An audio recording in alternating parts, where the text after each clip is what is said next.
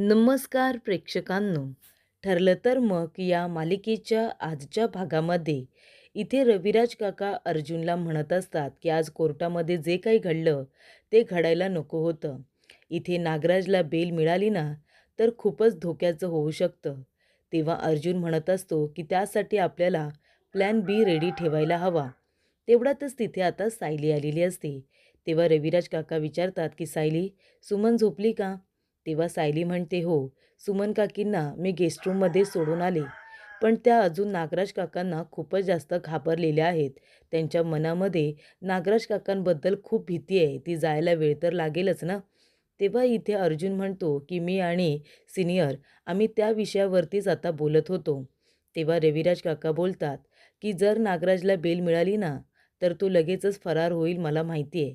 तेव्हा अर्जुन म्हणतो, नागराज काका बेलवरती जर बाहेर आला तर तो बाहेर आल्यानंतर त्याच्या विरोधामध्ये जे काही पुरावे आहेत तो नष्ट करण्याचे प्रयत्न करू शकतो. तेव्हा आपल्याला तेव्हा आपल्याला काहीही करून नागराज काकाची बेल थांबवावी लागेल. तेव्हा सायली म्हणते, मग ठीक आहे, आपल्याला जर नागराज काकाची बेल थांबवायची असेल तर आपण जे आधी केलं नाही ते आता करू शकतो. नागराज काकाला आपण जेलमध्ये पुन्हा एकदा टाकू शकतो. तेव्हा इथे अर्जुन आता सायलीकडे बघायला लागतो. सायलीकडे आता बी प्लॅन हा तयार असतो. तिने रविराज काका आणि अर्जुन यांना महत्त्वाची आयडिया दिलेली असते नागराजला अडकवण्यासाठी. तर प्रेक्षकांनो, नागराजला दुसऱ्या दिवशी बेल मिळणार असते ना, म्हणून त्याला भयंकर आनंद झालेला असतो. इथे आता महिपत टेन्शनमध्ये असतो. त्याला वाटत असतं की नागराज तर जाताना मोठमोठ्या बाता करत होता की मी तर आता बेल मिळाल्यावर जाणार आहे. मग हा परत इथे कसा काय आला? म्हणजे आता ह्याला बेल मिळणार नाही वाटतं. तेव्हा नागराज म्हणत असतो की महिपत, तुला असं वाटतंय का की मी तुझ्यासारखं जेलमध्ये सडणार आहे? नाही रे, नाही. आता अजून थोडाच वेळ. उद्या सकाळी माझा वकील येईल आणि मला इथून बाहेर काढेल. बघच तू, उद्या बेल मिळणार आहे ना मला. मी तर बाबा इथून बाहेर पडणार आणि माझं आयुष्य आरामामध्ये जगणार. या लोकांनी खूप प्रयत्न केला होता मला त्या गुन्ह्यामध्ये अडकवण्याचा, पण माझ्या वकिलाने आहे ना मला निर्दोष सिद्ध केलं हां. एकदम निर्दोष सिद्ध. मी जे काही केलंय ना ते कायद्यामध्ये राहून केले बाबा. जंटलमन माणूस आहे ना मी. मला इथे बेकायदेशीररित्या कुठलंही काम केलेलं अजिबात आवडत नाही. मला इथे कोर्टाने स्वतः बेल मंजूर केलेली आहे आणि मी आता जाणार आहे. पण तू तुझं तोंड बंदच ठेवा, कारण ते तुझ्यासाठी आणि तुझ्या मेलेल्या मुलीसाठी खूपच जास्त महत्त्वाचं आहे. तू तुझं तोंड बंद ठेवलंस तरच बाहेर जे काही चालू आहे ना ते तसंच थांबेल. आणि काळजी करू नको हां महिपत. मी इथून गेल्यानंतर माझं तोंड अजिबात उघडणार नाही आहे. शब्द दिलाय ना मी तुला. मी गप्प बसणार आहे. मी तुला तुझ्या मुलीची शपथ दिली होती. मेलेल्या मुलीची शपथ. तू तुझं तोंड बंद ठेवलंस ना, मग आता मी सुद्धा माझं तोंड कायमस्वरूपी बंद ठेवणार. तू तुझं तोंड बंद ठेवशील ना, तरच मग तू पोलिसांच्या पहाऱ्यामध्ये कुणाच्या तरी मातीला जाताना मला दिसणार नाही. नाहीतर लवकरच ती वेळ तुझ्याकडे येईल, जर तू तोंड उघडलंस तर. नाही, मला माहिती आहे महिपत, तू काही तोंड उघडणार नाही आहेस, बरोबर ना? पण काय रे महिपत, तुझी अवस्था मला बघवत नाही आहे रे. तू बिचारा इथे जेलमध्ये सडत राहणार आणि मी तर उद्या सकाळी लगेचच माझ्या घरी निघून जाणार आणि मग इथून गायब होणार मी. कळलं तुला? तेव्हा इथे हवालदार येतात आणि म्हणतात, चला, तुमची बेल मंजूर झालेली आहे, तुम्हाला बाहेर बोलावलंय. तेव्हा इथे नागराज म्हणतो, बघितलंस का महिपत, अरे झाली माझी बेल, चाललो मी आता घरी. एक मिनिट हा, एक मिनिट. पण काय रे महिपत, मला बघवत नाही आहे रे, तुझे हे हाल मला बघवत नाही आहे. तू इथे असा आणि तुझी मेलेली मुलगी, तिच्या आत्म्याला बाबा शांतता मिळू दे. पण तू इथे खितपत पडलायस ना, हे मला बघवत नाही आहे. म्हणजे मी आत्ता जेलमध्ये आलो आणि बेल मिळवून ते सुद्धा कायद्याने मी बाहेरसुद्धा पडतोय. पण तू एवढा मोठा माणूस महिपत शिकरे, साधं तुला बेल मिळवता येत नाही आहे. मी तर आता चाललो घरी. बघ, प्रयत्न कर. तुला सुद्धा बेल मिळते का ते बघ. तेव्हा इथे नागराज म्हणत असतो, पण एक गोष्ट लक्षात ठेव महिपत, तू इथून काही आता बाहेर पडणार नाही आहेस. तुला इथेच आता सडत राहावं लागणार आहे. एवढा मोठा गुन्हा केला आहेस ना तू. माझ्या विरोधात काही यांना पुरावे मिळाले नाही. मी तर आता चाललो. जातो हा महिपत. तेव्हा इथे महिपतला भयंकर राग आलेला असतो, कारण नागराज त्याला चितवण्याचं काम करत असतो. तेव्हा इथे बेलचे पेपर आता आलेले असतात. तेव्हा इन्स्पेक्टर सावंत म्हणत असतात की हवालदार जा आणि नागराज किल्लेदार यांच्या ज्या काही वस्तू आहेत ना त्या त्यांना परत करा. तेव्हा इथे नागराज म्हणत असतो, बघितलंत ना इन्स्पेक्टर, मी काही केलेलं नाही आहे, म्हणून माझा बेल मंजूर झाली, म्हणून मला तुम्ही इथून सोडून दिलंत. तेव्हा इथे त्याचं घड्याळ आणि ब्रेसलेट तो आपल्या हातामध्ये घालत असतो आणि जायला निघणार. तेवढ्यातच तिथे अर्जुन येतो आणि नागराज किल्लेदाराला लाथ मारून इथे खाली पाडतो. तेव्हा नागराज उठून उभा राहतो आणि म्हणतो, अर्जुन काय चाललंय हे तुझं? नाही, मला माहिती आहे तुला माझा राग येतो म्हणून तू असा वागशील का माझ्याबरोबर? हे बघ, माझी बेल मंजूर झाली, कळलं ना? कायद्याने ह्या सगळ्या गोष्टी केल्यात मी आणि आता मला माझ्या घरी जायचं आहे, कळलं का? मी काही केलेलं नाही आहे, हे कोर्टाने सुद्धा मंजूर केले. तेव्हा इथे अर्जुन म्हणत असतो, तू काय केलेस आणि काय नाही ते मला बरोबर माहिती आहे आणि काहीही झालं ना तरीसुद्धा तुझी बेल जी काही मंजूर करण्यात आली आहे ना ती मला मान्य नाही आहे. तेव्हा इथे ॲडव्होकेट भालेराव म्हणत असतात, हे बघा अर्जुन किल्लेदार, तुम्ही हे जे काही वागताय ना ते कायद्याचं उल्लंघन आहे.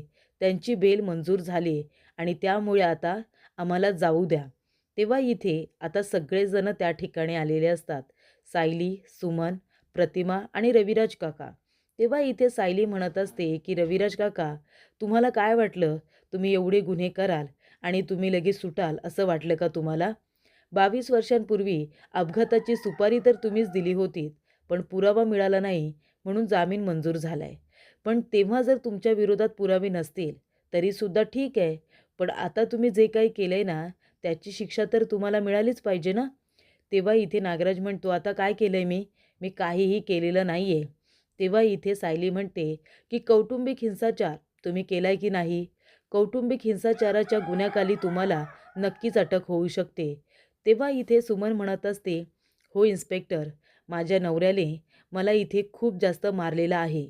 त्यामुळे त्यांनी माझा छळ केला आहे. मी त्यांच्या विरोधामध्ये तक्रार नोंदवणार आहे. तेव्हा इन्स्पेक्टर सावंत म्हणतात, म्हणजे तुम्ही यांच्या विरोधामध्ये डोमेस्टिक व्हायलन्सची केस करणार आहात? तेव्हा इथे सुमन म्हणते, हो, मला यांच्या विरोधामध्ये गुन्हा दाखल करायचा आहे कौटुंबिक हिंसाचाराचा. तेव्हा इथे नागराज म्हणतो, अहो काय बोलते ही, मी खरंच असं काही केलेलं नाही आहे. तेव्हा इथे सायली म्हणत असते, नागराज खोटं बोलू नकोस, कळलं ना? तुला काय वाटतं रे, तू कितीही गुन्हे करशील आणि तुला इथे बेल मिळेल, तू मोकाट बाहेर फिरशील असं वाटलं होतं तुला? अरे तुझ्या विरोधामध्ये पुरावे नाही मिळाले म्हणून एका गुन्ह्यातून तू बाहेर पडशील रे, पण या गुन्ह्याचं काय? स्वतःच्या बायकोला जे काही तू मारलेस, तिचा छळ केलायस, तिला मानसिकरित्या त्रास दिलेत, त्याचं काय? स्वतःच्याच बायकोला किडनॅप करून ठेवलं होतंस तू आणि तिचे हाल हाल केलेस, तिला इतकं छळलंस, इतकं मारलंस, मग त्या विरोधात तुझ्या विरोधात गुन्हा दाखल करायला नको का? तेव्हा इथे नागराज म्हणतो, काय हे वकील साहेब, रागाच्या भरामध्ये कधीतरी बायकोच्या कानाखाली दिली तर त्याला डोमेस्टिक व्हायलन्स म्हणतात का? तेव्हा सायली म्हणत असते, मी माझ्या डोळ्याने बघितलेत सुमन काकीच्या अंगावरचे वळ, त्यांच्या हातावरच्या जखमा. तेव्हा इथे प्रतिमासुद्धा म्हणते की मी सुद्धा बघितलंय नागराज भाऊजी तुम्हाला सुमनला मारताना. तेव्हा इथे रविराज काका म्हणतात, नागराज बघितलंस ना, तुझ्या विरोधामध्ये पुरावा आहे आणि इथे तर आता सुमन स्वतः सांगते की तू तिचा छळ केलायस म्हणून. तेव्हा इथे नागराज म्हणतो, मी काहीच केलेलं नाही आहे. तेव्हा सायली म्हणते, नागराज तू केलेस, तू तुझ्या बायकोला छळलंयस आणि हे आम्हाला सगळ्यांना माहिती आहे. तू तुझ्या स्वतःच्या बायकोला किडनॅप करून ठेवलंस आणि तिला मारहाण केलीस, हे आम्हाला माहिती नाही का? तेव्हा नागराज म्हणत असतो की सायली, तू तर एकदम अरेतुरे बोलायला लागलीस गं. तेव्हा सायली म्हणते, हो मग, तुम्हाला आवाजावं करावं इतकी तुझी लायकी नाही आहे. तुझी लायकी जशी आहे ना, तुला त्याच भाषेमध्ये कळतं. तू तुझ्या बायकोला ज्या पद्धतीने छळलेस, मारलेस, त्या गुन्ह्याची शिक्षा तर तुला मिळायलाच हवी ना? सुमन काकी सांगा, या माणसाने कशा पद्धतीने तुम्हाला छळले ना ते सांगा. तेव्हा इथे सुमन म्हणत असते की हो, हा माझा नवरा जरी असला ना तरीसुद्धा राक्षस आहे. याने मला खूप मारले, खूप मला छळलं आहे. माझ्या मनाविरुद्ध खूप गोष्टी करून घेतल्यात याने आणि म्हणूनच मला यांच्या विरोधामध्ये कौटुंबिक हिंसाचाराचा गुन्हा दाखल करायचा आहे. तेव्हा नागराज म्हणतो, ठीक आहे ना, तुम्हाला सगळ्यांना मला इथे आता जेलमध्ये सडवायचं आहे ना? हो ना अर्जुन, तुला मला जेलमध्ये अडकवायचं आहे म्हणून तू ह्या गुन्ह्यावरती आलास, बरोबर ना? पण मी जसं 22 वर्षापूर्वी न केलेल्या गुन्ह्यामधून जसा सुटलोय ना, तसं मी या केसमधून सुद्धा बेल मिळवेन, कळलं ना? मला पुन्हा एकदा बेल मिळेल. तेव्हा अर्जुन म्हणत असतो की ॲडव्होकेट भालेराव, तुमच्या क्लायंटला जरा सांगा डोमेस्टिक व्हायलन्सची केस काय असते. त्या केसमध्ये इथे आता बेल मिळते का की नाही मिळत ते तुमच्या अशिलाला सांगा. तेव्हा इथे ॲडव्होकेट भालेराव म्हणत असतात की माफ करा मला नागराज किल्लेदार, पण डोमेस्टिक व्हायलन्समध्ये कुठल्याही पद्धतीची बेल मिळत नाही. तेव्हा इथे नागराजला खूप मोठा धक्का बसतो. सायली म्हणत असते की आतापर्यंत खूप पुरुष आपल्या बायकोला आहे ना, म्हणजे काडीचाही मान देत नाही. ते आपल्या बायकोला मालमत्ता समजत असतात. त्यांच्या मनाला जसं वाटत असतं ना, तसे तिच्याबरोबर वागत असतात. पण ते दिवस आता संपले, की इथे नवऱ्याने, पुरुषाने बायकोवरती हक्क गाजवायचा, तिला मारायचं आणि इथे बाईने काय करायचं? फक्त त्याचा अत्याचार सहन करायचा. पण आता कुठलीही इथे बाई कुठल्याही पुरुषाच्या जाच हा सहन करणार नाही आणि हा धडा त्या प्रत्येक पुरुषांसाठी असेल जो बायकोला आपली मालमत्ता समजतो आणि तिला मारहाण करतो. तेव्हा रविराज किल्लेदार हे म्हणत असतात की नागराज, बघितलंस ना, तुझ्या विरोधामध्ये सुमनने गुन्हा दाखल केलेला आहे. त्यामुळे जा आणि या गुन्ह्यामध्ये तरी तू आता जाऊन जेलमध्ये सड.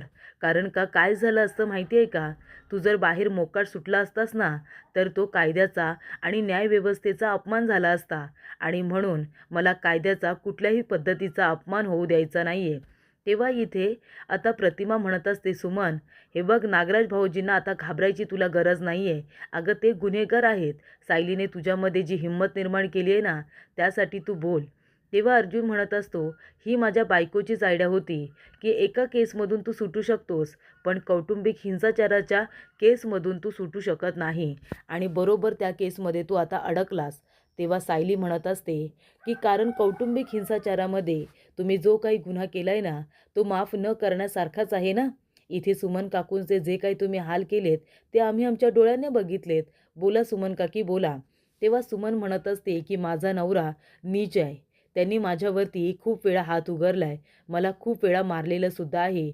मला शारीरिक मानसिक हा त्रास होता आणि मला त्यांच्या विरोधामध्ये गुन्हा दाखल करायचा आहे. तुम्ही गुन्हा नोंदवून घ्या, असं आता सुमन म्हणते. तेव्हा इथे नागराज सुमनकडे रागाने बघत असतो, पण सुमन आता त्याच्या रागाला बघण्याला सुद्धा घाबरत नाही. ती म्हणत असते की तुम्हाला तुमच्या गुन्ह्याची शिक्षा मिळालीच पाहिजे, कारण तुम्ही तेच डिझर्व करता. त्यानंतर प्रेक्षकांनो, सायली किचनमध्ये काम करत असते. तेव्हा कल्पना म्हणते, काय गं सायली, अजून तू झोपली नाहीस का? सायली म्हणते, आई अहो झोपते मी. थोडीच कामं उरले ती करते आणि मग जाऊन मी आराम करते. तुम्ही का अजून जाग्या? तुम्ही झोपला नाहीत का? तेव्हा कल्पना म्हणते, मला कशी झोप लागेल गं? तू इथे काम करतेस आणि मी झोपायचं का? तेव्हा कल्पना म्हणत असते, सायली, पण आज जे काही नागराज भाऊजींच्या बाबतीत घडलं ना, ते मला कळलं तर मला खूप आनंद झाला. त्यांना वाटलं की एवढा मोठा गुन्हा करून ते मोकाट सुटतील. पण तुझी आयडिया छान होती हां. त्यांना कौटुंबिक हिंसाचाराच्या केसमध्ये अडकवण्याची आणि सुमनला सुद्धा किती हिंमत दिलीस तू. बरंच झालं त्यांना त्यांच्या गुन्ह्याची शिक्षा मिळाली. तेव्हा सायली म्हणते की आई, ती शिक्षा तर त्यांना मिळणारच होती ना, कारण का त्यांनी खूप मोठा गुन्हाच केलाय. तेव्हा इथे कल्पना म्हणत असते, अगं पण या सगळ्या गडबडीमध्ये तुला अर्जुनबरोबर बोलायला तरी वेळ मिळतो का? एकमेकांसाठी वेळच नाही आहे तुमच्याकडे. जा बरं, जाऊन आता आराम कर. तेव्हा सायली म्हणते, आई फक्त थोडाच वेळ थांबा. तुम्ही जाऊन आता आराम करा. मला अस्मिताताईंसाठी बदाम भिजवायचे आहेत. उद्यासाठी मला मटकीसुद्धा भिजवायची आहे. त्यामुळे मला थोडीशी कामं करू द्या. मग मी जाऊन आता झोपते. कल्पना म्हणते, अजिबात नको. अगं थकली आहेस तू. हे सगळं मी करेन. आता थोडंच उरलंय ना.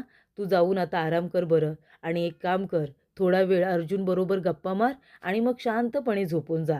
हे जे काही बदाम वगैरे भिजवायचे आहेत ना, ते भिजवेन मी. तर इथे कल्पनाला सायलीची खूप काळजी वाटत असते, की एवढ्या धावपळीमध्ये अर्जुन आणि तुला एकमेकांजवळ बोलायला सुद्धा वेळ मिळत नसेल ना. जाऊन आधी त्याच्याबरोबर गप्पा मार बरं. तेवढ्यातच इथे नागराजची बेल आता कॅन्सल झालेली असते. तो पुन्हा इथे जेलमध्ये आलेला असतो. तेव्हा महिपतला चान्सच मिळालेला असतो बोलायचा. महिपत म्हणत असतो, काय रे नाग्या, नाग्या, तुला बेल मिळणार होती ना आज, नाही मिळाली का बेल? अरे कुणीतरी आहे ना माझ्या कानामध्ये आलं आणि कुजबुजलं.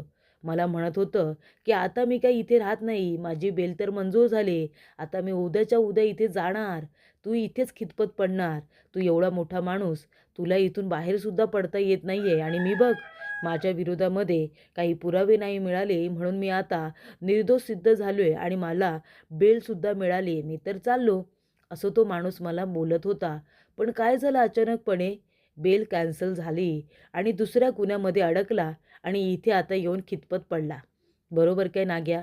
पण कसं असतं ना, एक गोष्ट लक्षात ठेव, तू तर इथे आलास रे, मला धमकीसुद्धा दिली होतीस ना, मी तोंड बंद ठेवलं तरच बरं आहे, बरोबर ना? नाहीतर पोलिसांच्या गराड्यामध्ये मी कुणाच्या तरी मैतावरती जाईन असं म्हणाला होतास तो. पण ते दिवस काही आता येणार नाहीत, कारण तू इथून आता बाहेरच पडणार नाही आहेस. पण मी पडणार हां, मी इथून बाहेर पडणार आणि कशा पद्धतीने बाहेर पडणार ना, ते सुद्धा तू बघशील. आणि जी काही तू धमकी देत असतोस ना मला, माझ्या मेलेल्या मुलीची, तिलासुद्धा मी इथे जगाच्या नजरेच्या आड कुठेतरी दूर पाठवून देणार. माझ्या मुलीला मी इथे अजिबात ठेवणार नाही आहे. तिलासुद्धा मी सगळ्यांच्या नजरेपासून दूर कुठेतरी पाठवून देणार आणि स्वतःसुद्धा गायब होणार, असं आता महिपत नागराजला म्हणत असतो. तेव्हा कल्पना आपल्या रूममध्ये येते. तेव्हा प्रताप काका म्हणतात की कल्पना, थोडं पाणी देतेस का गं प्यायला? तेव्हा कल्पनाचं लक्ष नसतं. ती आता पाणी वगैरे देत नाही आणि सरळ आता खाली बसलेली असते. तेव्हा प्रताप काका म्हणतात, कल्पना काय गं, काय झालं? कुठे लक्ष आहे तुझं? मी बोलतोय तुझ्याजवळ काहीतरी. तेव्हा कल्पना म्हणते, अहो मी आहे ना आपल्या सायली अर्जुनचा विचार करते. तेव्हा प्रताप काका म्हणतात, का काय झालं आता? दोघांमध्ये काय भांडण वगैरे झालं की काय? तेव्हा कल्पना म्हणते, नाही हो, भांडण वगैरे तर झालेलं नाही आहे. पण बघा ना, दोघेही आता कामामध्ये किती बिझी असतात. इथे अर्जुन त्याच्या केसच्या कामांमध्ये बिझी असतो, सायली घरातल्या कामांमध्ये बिझी असते आणि त्याच्यामध्ये वेळ मिळाला की ती अर्जुनला त्याच्या कामामध्ये मदत करत असते. प्रताप काका म्हणतात, म्हणजे त्यांच्यामध्ये जे काही बोलणं होत असेल ते कामाच्या रिलेटेडच होत असतील. दोघांना एकमेकांसाठी काही वेळच मिळत नाही आहे, बरोबर ना? तेव्हा इथे कल्पना म्हणत असते, मी काय म्हणते, मग आपणच काहीतरी केलं पाहिजे ना, त्या दोघांना एकमेकांना वेळ मिळाला पाहिजे, त्या दोघांनी एकमेकांबरोबर वेळ घालवला पाहिजे. काय बोलताय तुम्ही? तेव्हा प्रताप काका म्हणतात, ठीक आहे, आपणच काहीतरी करूया. त्यानंतर इथे सायली झोपण्याचा प्रयत्न करत असते. लाईट चालू असल्यामुळे तिला काही झोप येत नाही. ती म्हणते, अहो बास झाली ना तुमची कामं, लाईट बंद करा ना, मला झोपायचं आहे. माझ्या सासूबाईंनी मला इथे आराम करायला पाठवले आणि तुम्ही काय मला आराम करू देतच नाही. लाईट चालू असल्यानंतर मला झोप येत नाही, माहिती आहे ना तुम्हाला. तुम्ही लाईट बंद करा बरं.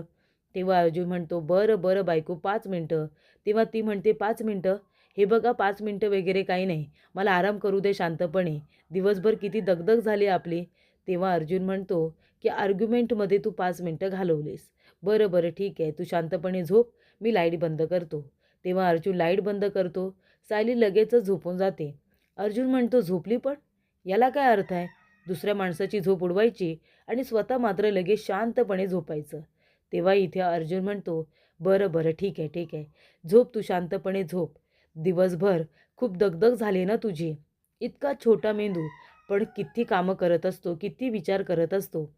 तेव्हा प्रेक्षकांनो, सायली इथे आता किचनमध्ये आलेली असते सकाळी तिची कामं करायला. इथे ती सगळ्यांसाठी ब्रेकफास्ट तयार करत असते. तेव्हा त्या ठिकाणी विमल येते आणि म्हणत असते, सायलीताई हे काय करताय तुम्ही? हे बघा तुम्ही काही करू नका. तेव्हा इथे सायली म्हणते, अहो असं काय करताय? सगळ्यांसाठी नाश्ता करते ना, कांदे चिरून देते तुम्हाला. तेव्हा विमल म्हणते, हे सगळं मी करेन. आज तुम्ही किचनमध्ये एकही काम करायचं नाही असं वहिनींनी सांगितलंय आणि त्यांनी तुम्हाला आणि अर्जुन दादांना दोघांनासुद्धा त्यांच्या रूममध्ये बोलावले आत्ताच्या आत्ता. तेव्हा सायली म्हणते, हो आईंनी आम्हाला बोलावलंय, पण का? आईंचं काय काम असेल? असा ती आता विचार करत असते.